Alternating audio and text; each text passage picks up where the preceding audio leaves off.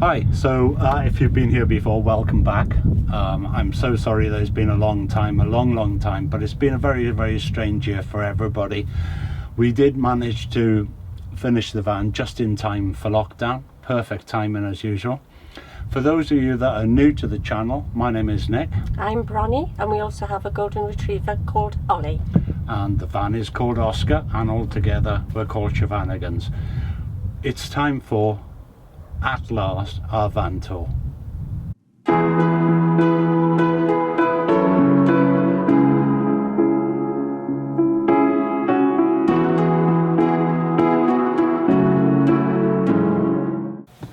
Hi, and welcome to Oscar. Let me invite you in. This is our seating area here. This was actually done from us by a company in Swansea called Guider Upholstery. It was a little bit expensive, but it's extremely good quality and hard wearing, and we wanted it hard wearing because of our golden retriever, where the paws are up there pretty often. At the front of the van here, we've kept it very open. This was our choice not to put any shelving in, because we felt that that encloses the area, and this is a lovely, if we're parked up somewhere nice, that's great for the view. We've also put up a bar here, which I had from Amazon. This is an excellent little gadget because it allows us to hang up clothes when we're parked on site. Also, these little fellas here, these little hooks, these are also another addition from Amazon. And these are great for just hanging things like tea towels, handbags, the dog's lead, anything like that. So those are very good. Underneath the seating here, we have 4 storage boxes, so we keep a lot of our provisions in there. I won't lift all that up now, but we can show you that again. We have our sequoia plate on the floor here, and the table leg for the sequoia plate goes in like that. And then the tabletop comes on the top like that. Okay, so just above the seating area here, I have a lovely little photo of a lighthouse, which was bought for me by my daughter Amy. It's an image from Poolbeg Lighthouse in Dublin, so I thought that went very well there with the van. Above here we have rope, which we've used to run around the top of the van to separate the tongue and groove from the tongue and groove on the ceiling, and that's a nice little addition. Everybody that sees that comments on how they feel that rope looks nice within the van.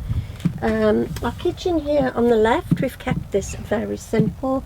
We have the domestic sink, or I should say Thetford sink, Thetford a full oven with a 3-burner top, and a domestic fridge just over there on the left. Underneath the sink here we have our cupboard, which houses our waste bin and our cleaning products. We also have our fire blanket and fire extinguisher in that cupboard. And I also forgot to mention the extendable table, which I've now popped up. This just allows me to do a little bit of more food preparation. And also, what I find great about this is we do have, for our draining board, we have this little pop-up draining board here, which I'll just show you. And when I'm washing dishes, I can just go wash my dishes straight into the draining board. Once I'm finished, collapse it down, pop it away. And just here we have our shower. It was very important for Nick and I to have a shower in the van. That's something we weren't very willing to compromise on. It does take up a bit of room in the van, but we were willing to forgo that room to have the shower. So just for you to see inside, we have a curtain which we pull across here. It houses our toilet also, but we like not to have the toilet in the van, so we do have a pop-up tent that we pop the toilet into. As you know, tent very easy to pop up, not so easy to pop down. So all the lights in the van, the lights in the main area, there are 6 running through the van, and they all operate individually. There is one in the shower, and we have a strip light under the units there. Okay, just above the kitchen here we have 4 hanging cupboards. They extend to the back of the van. These are great basically for storage, tea, coffee, just some of our provisions there.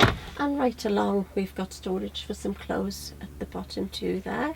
If you notice, the car door handles are little ceramic handles, which I picked out for the van. They're from a company called Rinkit.com. They had lots of colours available, but this was the colour selected to go with the seating in the van. At the side here we have our controls for our Truma heater, and this gives us the hot water and gas for the van. And here we have the switch for the lighting underneath the cupboards.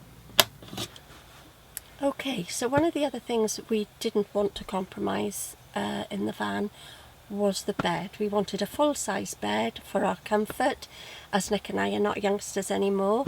It is a 6-foot bed, extremely comfortable.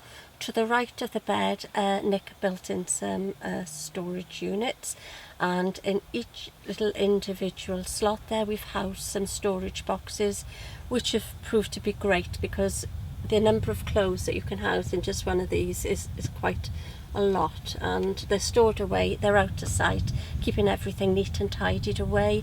The little storage boxes at the top are used for things like socks, maybe I have my swimwear in one of them. We have towels, toiletries, and our books all on these shelves, so that's very handy.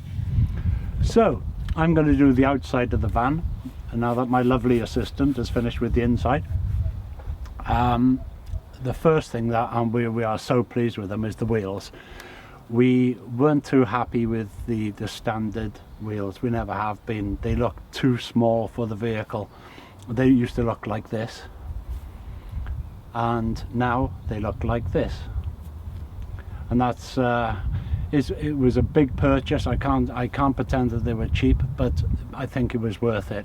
It also happens to have raised the van slightly, but hasn't. In fact, it's made the speedometer more accurate with a slightly larger wheel. Now, measurement wise, we were on a bit of a sticky wicket with that, so we did manage to work out how big the tyre should be, and how the walls should be, and how wide they should be, and what size alloy should we buy. But we only managed it because it's quite a complex, or to me it was quite a complex algorithm to try and get the right fit.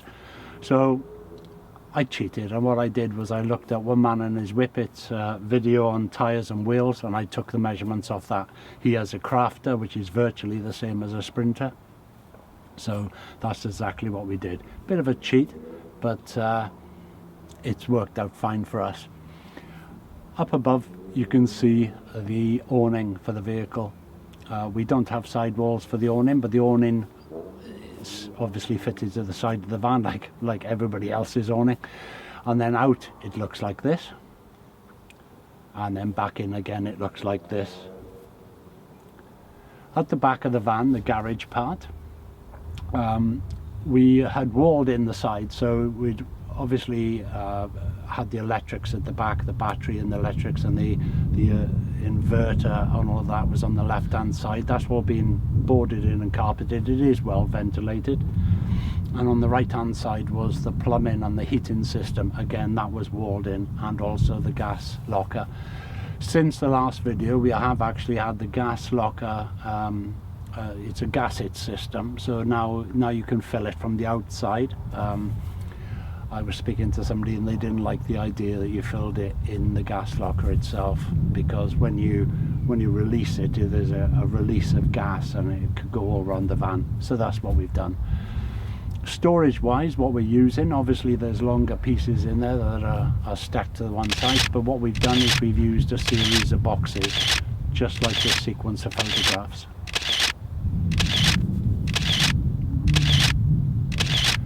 So there's not too much to say about the outside. It's a camper van. So let's just go and have a final little chat with Bronnie. We hope you've enjoyed the van tour as much as we've enjoyed building it. It's been a real pleasure, and I've got to say we're pretty thrilled with it, aren't we? Absolutely thrilled. Delighted with it, actually. Don't forget to mention that we have been away in the van. Our original plans were to travel to France, going over on the Eurotunnel, but unfortunately due to lockdown that had to all be postponed. Then we planned to go over to Ireland to visit my daughter. We were planning to sail from Holyhead to Dublin. Unfortunately, again, due to having to quarantine on entry to Ireland, that was also postponed. So Nick and I both ended up not so very far from home on the beautiful Gower Peninsula, which we enjoyed very much. We did, and it was only 20 minutes from home for wherever we went. So we went to a lovely bay called Mooslade and a lovely little site. We went to Portynan and Horton. We stayed a few nights there. We stayed in Oxford. We've stayed in Oxford on a few different occasions overnight, which is a lovely location. And of course, the dog loves to play in the sea there, doesn't he? Yes, it was wonderful for Ollie. Lots of walks, lots of freedom for him, and in and out to the sea. So if ever any of you are considering a trip down to the Gower Peninsula, I couldn't recommend it, or Nick and I couldn't recommend it enough. It is a beautiful spot, an area of outstanding natural beauty. So until next time, thank you for watching. Remember to play nicely And share your toys.